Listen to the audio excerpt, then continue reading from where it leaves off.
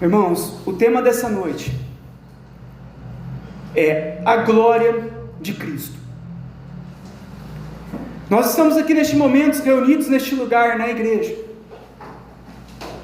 e nós podemos fazer a seguinte pergunta: por que nós existimos?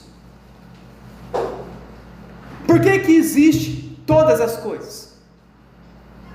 Por que que existe as galáxias, as estrelas, a lua, o sol? Por que que existem os planetas, a água, os animais? Por que que existe o tempo, os minutos, os segundos? Por que que existem as estações do ano? Verão, outono, primavera, inverno. Por que que foram criados os anjos? Por que nós somos criados? Qual a finalidade de toda a criação? Talvez você está aqui neste lugar, veio com uma intenção até este lugar, mas nunca refletiu sobre a sua própria existência e sobre a existência de todas as coisas. Talvez coisas tão pequenas como micro-organismos, as nossas células, o nosso DNA. Talvez coisas tão grandes como o universo, estrelas, planetas. Os cientistas dizem que existem mais planetas no céu do que grãos de areia no mar. A estrela mais próxima de nós está a milhões e milhões de quilômetros. E tudo isso, toda essa glória sendo feito. E quando nós olhamos para toda a criação, os animais, os pássaros, todas as espécies de animais, quando nós olhamos para as sementes que nós colocamos em uma terra e de repente ela germina, planta, ela nasce, ela produz fruto para nós comermos e nos alimentarmos. Quando nós olhamos para tudo que foi criado, para o nosso próprio corpo, para as nossas mãos se mexendo, os nossos dedos obedecendo aos nossos pensamentos, os nossos olhos, a nossa visão, os nossos pensamentos, a nossa moralidade, o certo e o errado em nós. Quando nós analisamos todas as coisas, como nós olhamos para toda a criação, para tudo o que existe, qual a finalidade de tudo isso? Qual a finalidade de toda a nossa existência? Qual a finalidade de tudo existir, de tudo ser criado? A Bíblia responde: a finalidade de todas as coisas é a glória de Deus. Tudo foi feito para que o nosso Deus receba a glória em todas as coisas. Como diz lá em Romanos, que nós lemos na abertura, quem pode entender ao nosso Deus? Quem pode compreender Deus? Quem pode ser o conselheiro, dar algum conselho a esse Deus? O nosso Deus não é como nós. O nosso Deus não é construído pelas nossas mãos e nem os nossos pensamentos.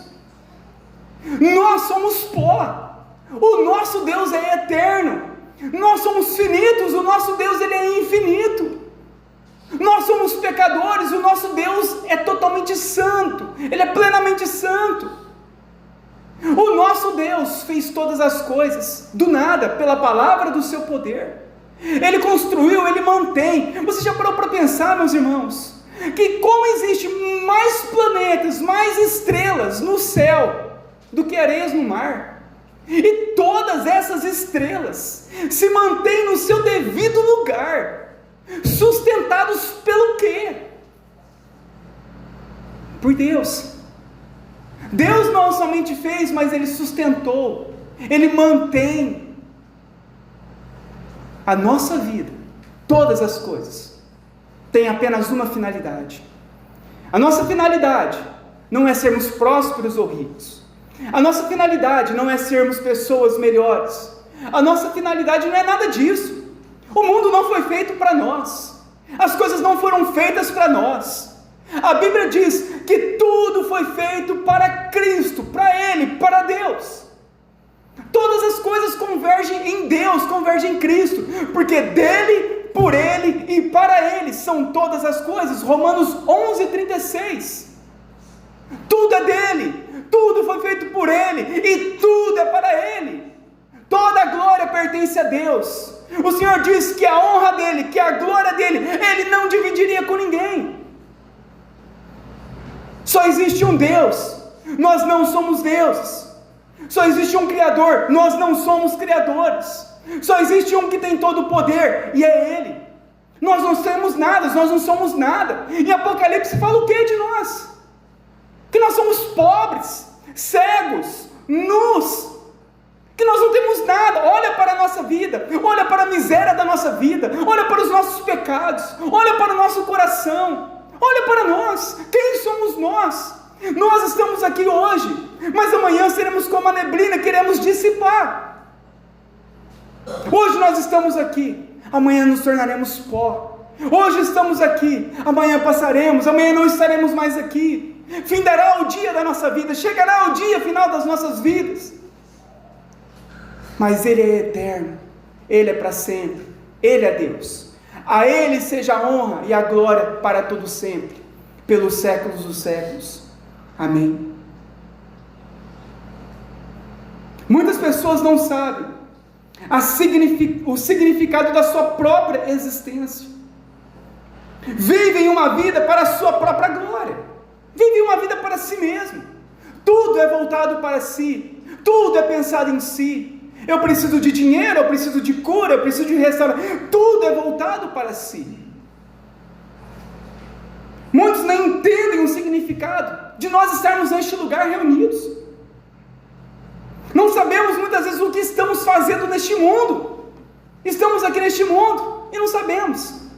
O apóstolo Paulo diz: olha, se não haverá a ressurreição dos mortos, se não haverá a vida eterna, então comemos, bebemos, que amanhã nós morreremos. Não há sentido.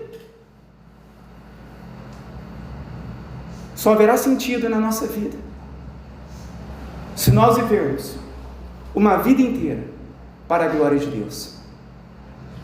Se você viver a tua vida para você mesmo, chegará um dia em que a tua vida terminará. Mas se você viver a tua vida para a glória de Deus, chegará o dia em que Deus te glorificará, te ressuscitando dos mortos, tirando de nós esse corpo corruptível, pobre, pó, nos dando um corpo glorioso, incorruptível, a qual estaremos para sempre com o Senhor na eternidade.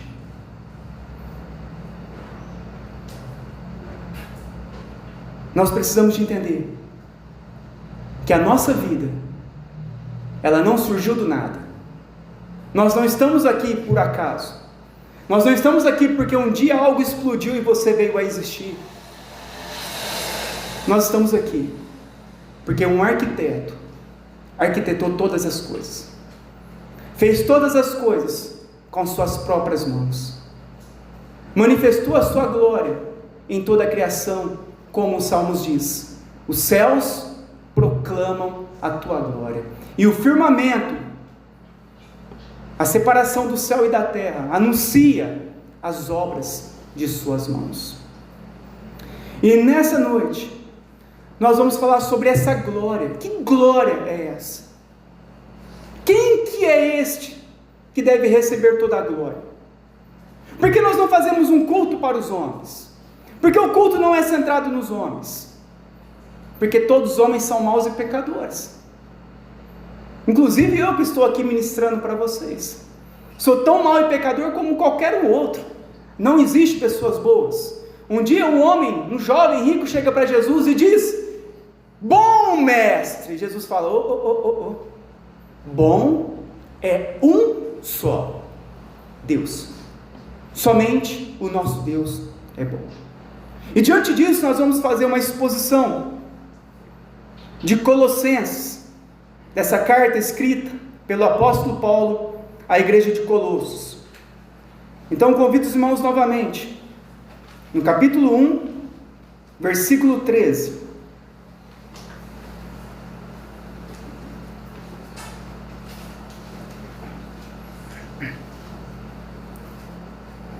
nós vamos ver a excelência do nosso Deus. Nós vamos ver que é Ele quem é Deus. Pastor não é Deus, homens não são Deus, nada é Deus, só Deus é Deus, e é Ele quem deve receber toda a exaltação e toda a glória, Ele quem é o Senhor. Então no versículo 13 diz assim, Colossenses 1 versículo 13, Ele nos libertou do império das trevas, e nos transportou para o reino do Filho do seu amor. A palavra libertou no grego significa nos resgatou, nos libertou espiritualmente. Nós estávamos presos espiritualmente no mal. Satanás reinava sobre as nossas vidas, nos conduzia a fazer coisas medíocres deste mundo, nos colocava lá embaixo. Nós estávamos presos, os nossos pensamentos presos, a nossa vida presa aos pecados deste mundo. Nós estávamos mortos, destituídos da graça do Senhor. Nós estávamos neste mundo perdidos, sem direção. Olha a nossa vida, olha as palavras que nós dizíamos, olha os nossos pensamentos. Éramos maus, éramos pervertidos. Tínhamos o coração duro, vivíamos de uma forma ímpia neste mundo. Éramos um mau testemunho. Nós estávamos em trevas, estávamos mortos nas trevas, mas Deus, Ele nos libertou, Ele nos tirou espiritualmente de toda a prisão espiritual, do mal, e nos transportou para o reino do Teu Filho, para o reino do Senhor Jesus Cristo. No versículo 14, no qual temos a redenção e a remissão dos pecados. Nós vamos ver agora que Paulo, ele vai exaltar do começo ao fim Cristo e sua obra. Ele vai falar sobre Cristo. Cristo não é sobre nós. A Bíblia não é sobre nós. A Bíblia não é sobre a placa da igreja ou religião. A Bíblia é sobre Cristo. Tudo sempre converte em Cristo. E o apóstolo Paulo, ele vai mostrar isso para nós. Quando eu estava meditando nessa parte, para nós vermos como que Deus é glorioso, eu me deparei com os meus pecados, com as minhas falhas. Eu falei, Deus, olha para mim, eu sou pecador, eu falhei novamente, eu errei, eu pisei na bola novamente, eu novamente, Deus, fiz aquilo que era mal, como todos nós pecamos, mas eu novamente falhei, eu não queria ter falhado. Mas quando comecei a ler, e eu já tinha meditado, e eu não tinha me percebido, diante dos meus pecados, e eu ficava me lembrando do meu pecado, eu falei, eu não sou digno, e continuo não sendo, mas de fazer nada.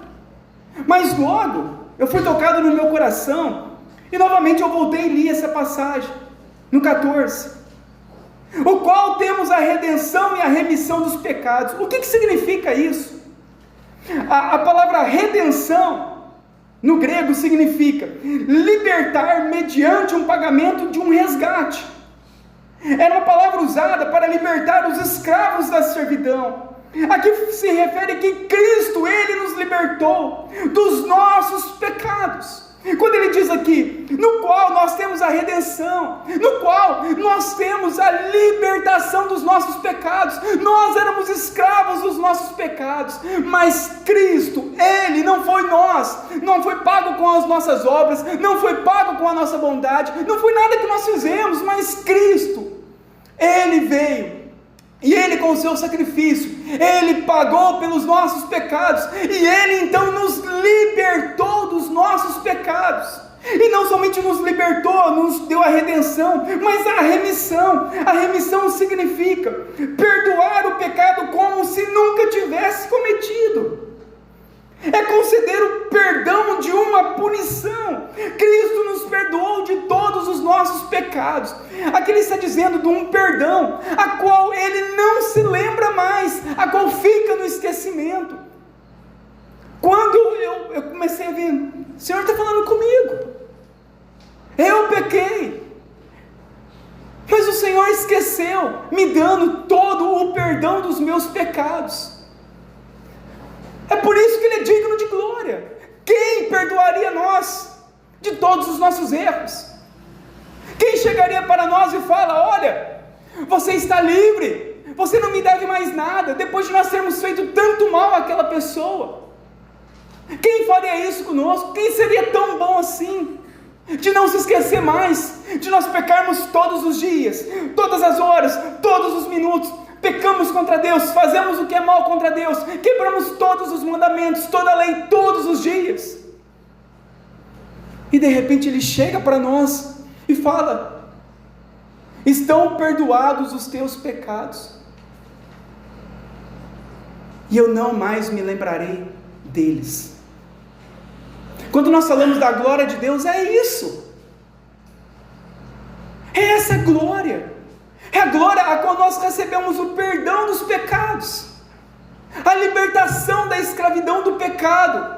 Você poderia estar neste momento drogado, acorrentado ao mal, se prostituindo, adulterando, fazendo mal, mas olha para nós, Ele nos deu o perdão, Ele nos libertou dos pecados, Ele perdoou todos os nossos pecados. Ele é o Rei da glória, a Ele a glória. Nós não merecemos glória, porque nós fazemos o oposto, nós pecamos, e Ele perdoa. Ninguém faria isso por nós, mas Ele fez.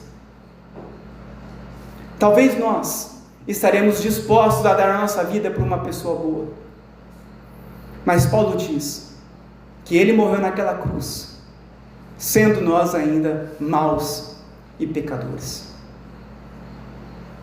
Ele é o Rei da glória. Versículo 15: este Cristo, Ele é a imagem do Deus invisível, o primogênito de toda a criação. A imagem do Deus invisível significa que Jesus Cristo é a imagem perfeita e a semelhança exata de Deus.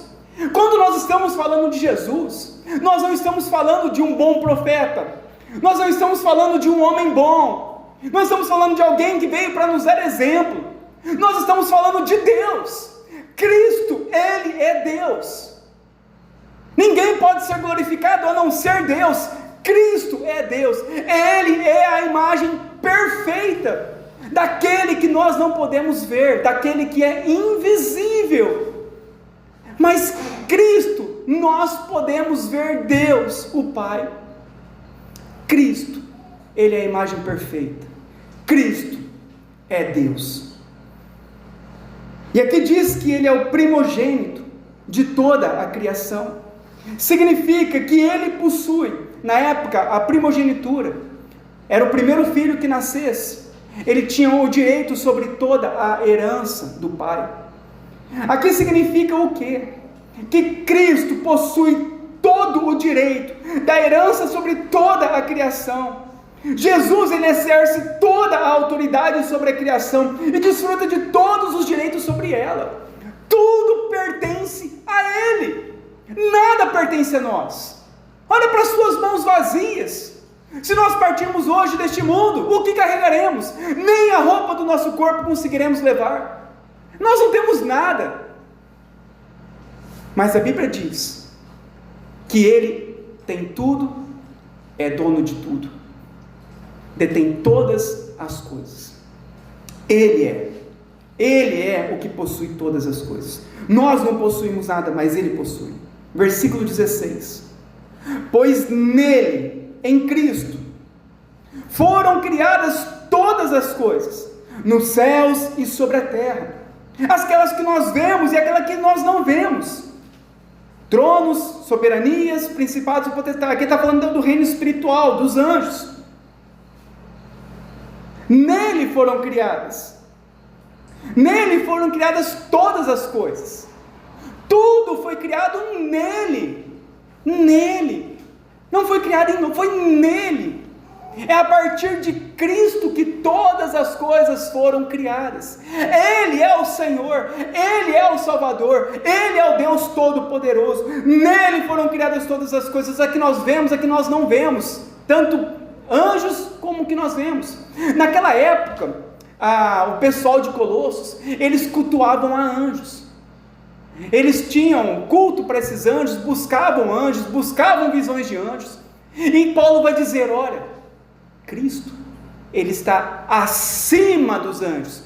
Foi nele que foi feito todas as coisas, inclusive os anjos. Cristo está acima dos anjos. Cristo não é um anjo, como muitos falam. Cristo é um anjo. Não! A Bíblia fala que Cristo fez todas as coisas, inclusive os anjos. Todas as coisas nele foram feitas.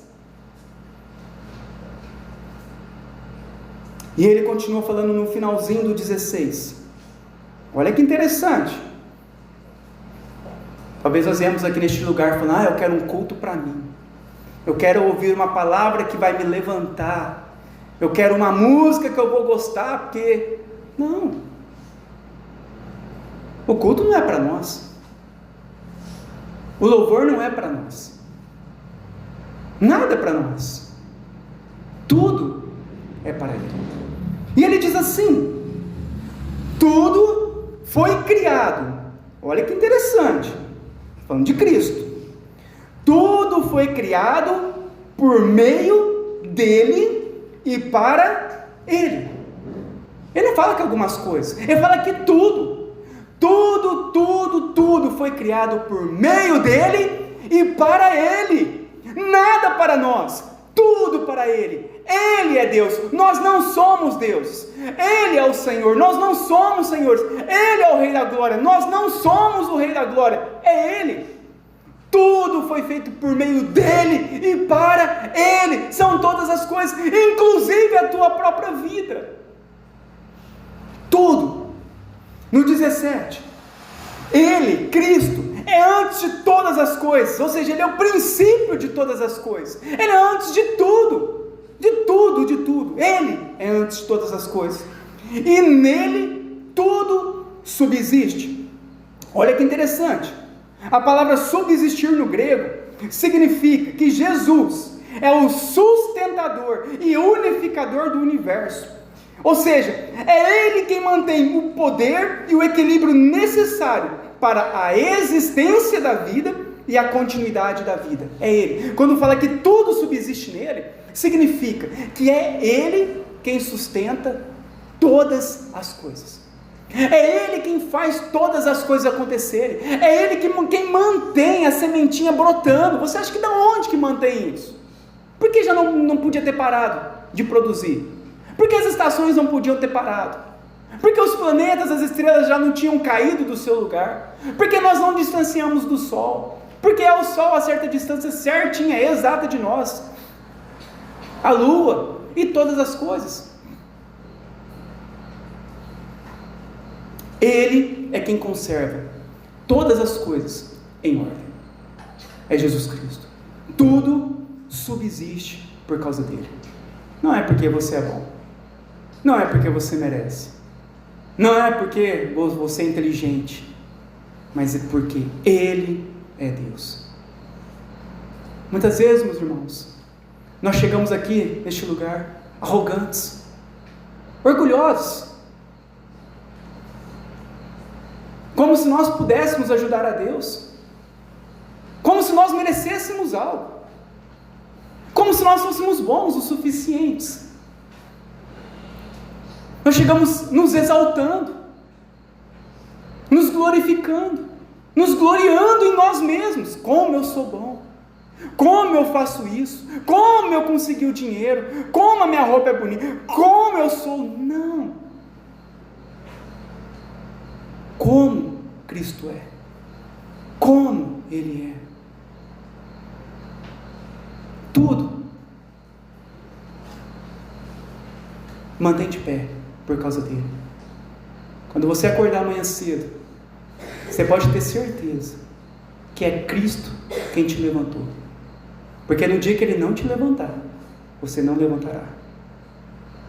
Tudo subsiste por causa dele. 18. Ele é o cabeça do corpo da igreja. É Ele quem governa a igreja. É Ele quem guia a sua igreja. Ele é o cabeça. Ele é o princípio, o início de todas as coisas. Ele é o primogênito de entre os mortos, para em todas as coisas ter a primazia. O que significa primogênito entre os mortos? Significa que ele foi o primeiro a ressuscitar dos mortos e nunca mais morrer. Ele foi o primeiro, porque houve ressurreição de outras pessoas? Houve, Lázaro ressuscitou. Mas o que aconteceu com ele? Depois veio a morrer novamente. Mas e Cristo? Ele foi o único que ressuscitou dos mortos e nunca mais morreu. Ele recebeu um corpo glorificado.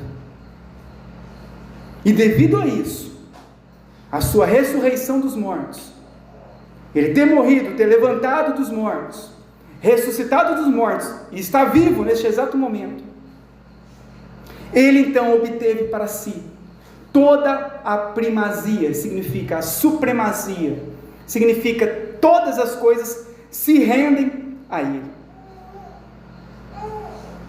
Ele se tornou o Senhor do universo.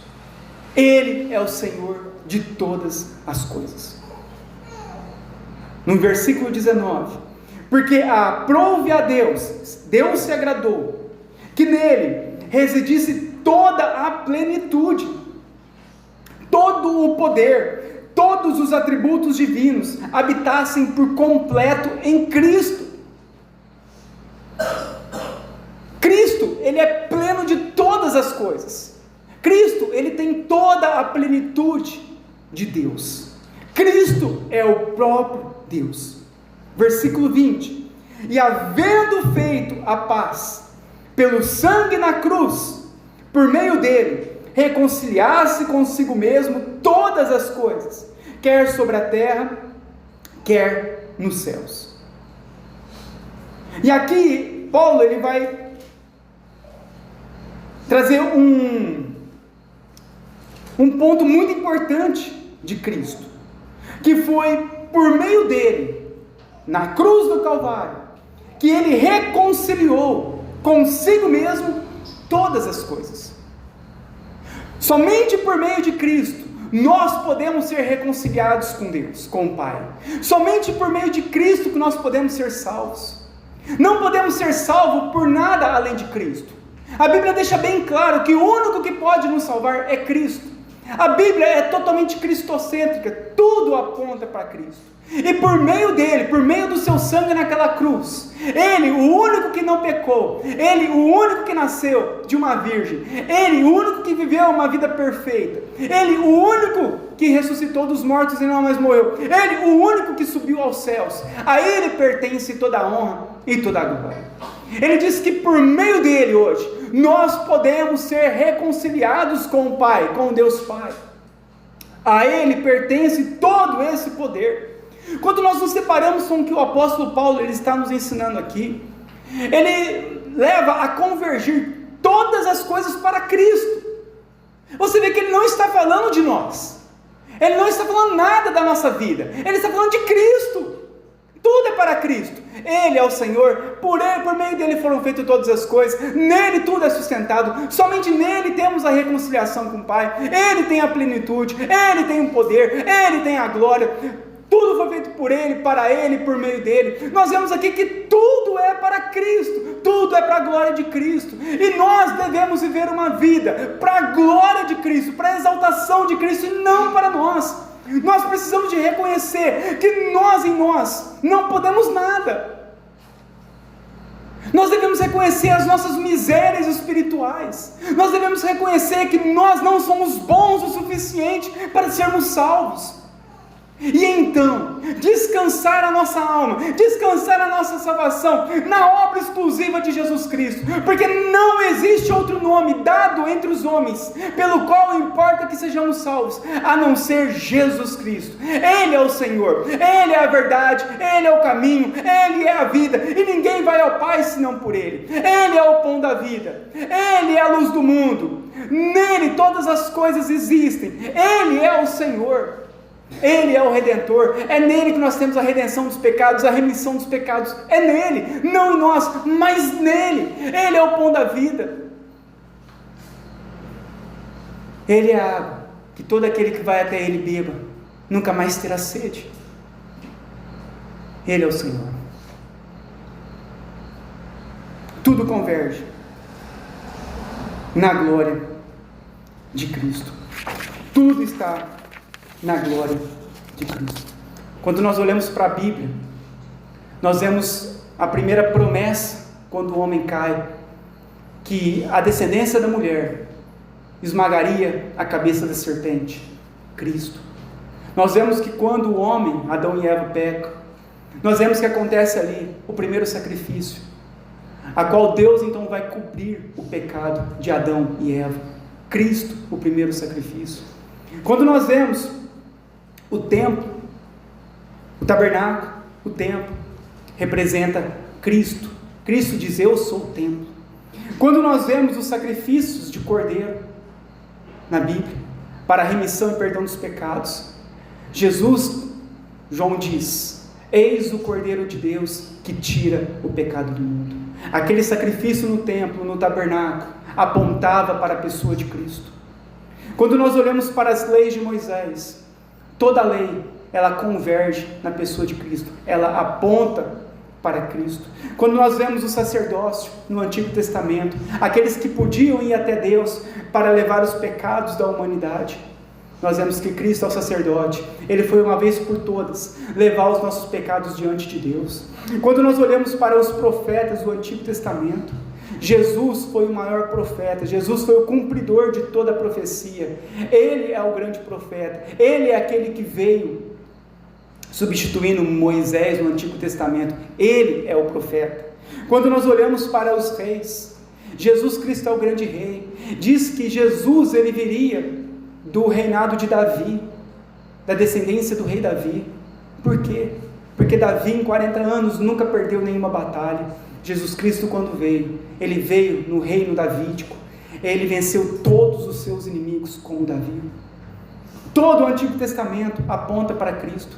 Quando nós pegamos todas as festas do tabernáculo, a festa de Pentecostes, a festa da colheita, todas as festas do Antigo Testamento, todas elas apontam para a pessoa de Cristo, era a celebração da pessoa de Cristo. Quando nós pegamos todos os rituais cerimoniais do Antigo Testamento, todos eles apontam para Cristo, toda a Bíblia aponta para Cristo. A Bíblia não é uma história de ciência, a Bíblia não é uma história contando sobre a nossa vida, a Bíblia é uma história contando sobre Cristo.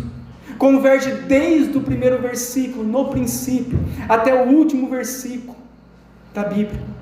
É a história de Cristo, é a história da redenção, que Cristo veio salvar homens pecadores, como eu e como você.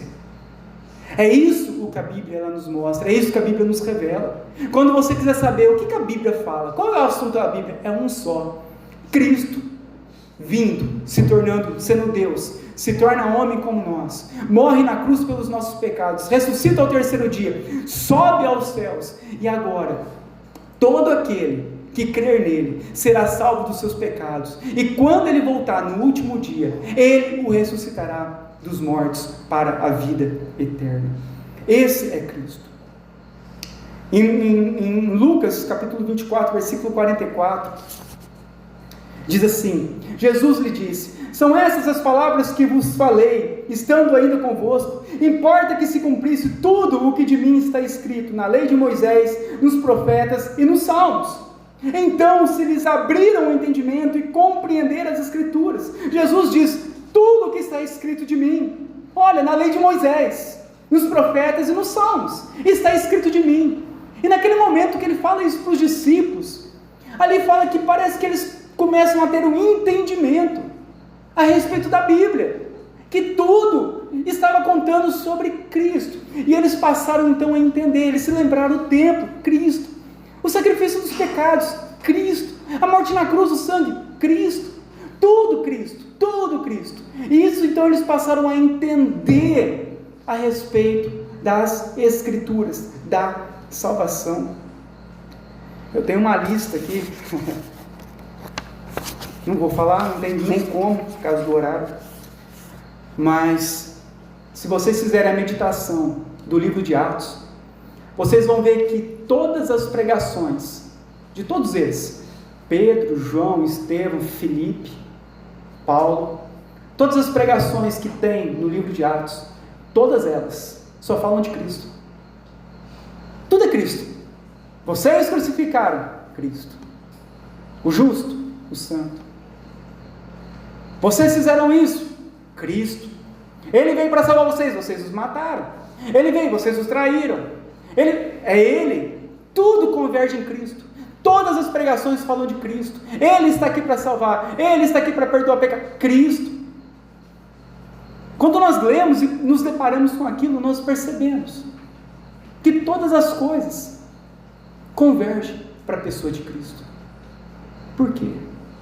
Porque tudo foi feito para a glória dele.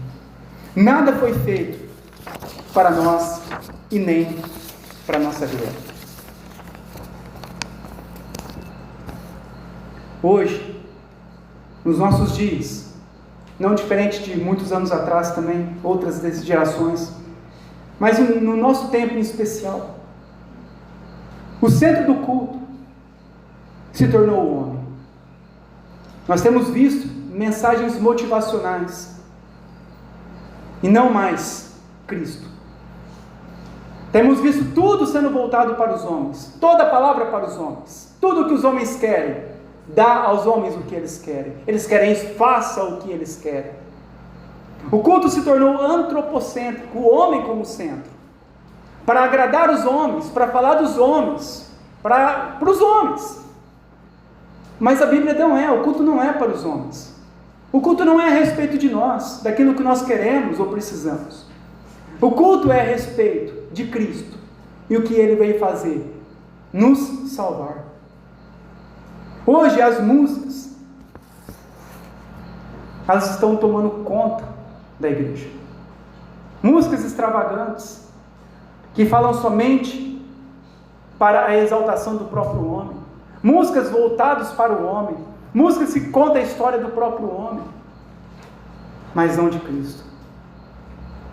As músicas têm alcançado proporções e têm colocado Cristo de lado. Apresentações de grupos de canto, apresentações de teatro, apresentações de dança.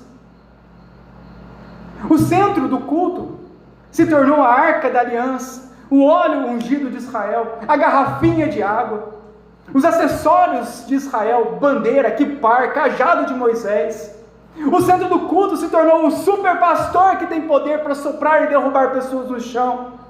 O centro do culto se transformou em manifestações bizarras de tremedeira, gritaria, rodar, como se o culto fosse feito para os homens, para nós. Mas nada pertence a nós. Tudo é para Ele. Ele é o único Senhor. O culto não é para nós. Nós não vamos a uma igreja para nos agradarmos. Quero uma igreja que vai me agradar. Mas a igreja não é nossa. O culto não é para nosso louvor, para nossa glória. É tudo para a glória de Deus. É tudo para o louvor de Deus. E estão substituindo a glória de Cristo por coisas bizarras, como óleo ungido, como derrubar pessoas no chão, garrafas d'água. O que pode fazer uma garrafa d'água, meu irmão? As pessoas estão cegas dentro de religiões. A água não tem poder, o óleo não tem poder. A Bíblia diz que quem tem poder é Deus, o El Shaddai, o Todo-Poderoso. Você acha que um óleo vai te salvar? Você acha que uma água, se você beber uma água, você vai ser salvo? Meu irmão, o que nós estamos fazendo? Estamos tirando a glória de Cristo para dar glória a outras coisas. Você acha que o pastor tem poder para fazer alguma coisa na tua vida? Se atenta. Quem tem poder é Cristo. O pastor não ressuscitou. O pastor não é nada. É tão pecador quanto qualquer um outro. Quem tem poder é Cristo. É Ele quem ressuscitou. A Bíblia diz que nós devemos orar a Deus, não aos homens. Nós devemos esperar em Deus. Esperei confiadamente no Senhor, e Ele atendeu o meu socorro, e Ele me ouviu. O Senhor, não homens. Pessoas esperando em homens. Nós devemos esperar em Deus, devemos buscar em Deus, devemos somente glorificar a Deus. Tudo é para Deus, nada é para nós. O Senhor deve receber toda a honra, toda a glória e todo o louvor. Eu vou terminar com uma história de Martinho Lutero. Um dia, perguntaram para Lutero, na época de Lutero, na Reforma Protestante, a igreja, naquela época, eles acreditavam na salvação pelas obras, indulgências, colocar dinheiro. Eles entendiam o seguinte, que quando eles colocavam o dinheiro no gasofilácio, era de lata o gasofilácio, a moedinha caía e fazia um barulhinho, plim! E eles falavam, olha lá, ó, uma alma está indo para o céu. Então eles entendiam que o dinheiro podia comprar a salvação. As indulgências, a assinatura do Papa podia perdoar pecados.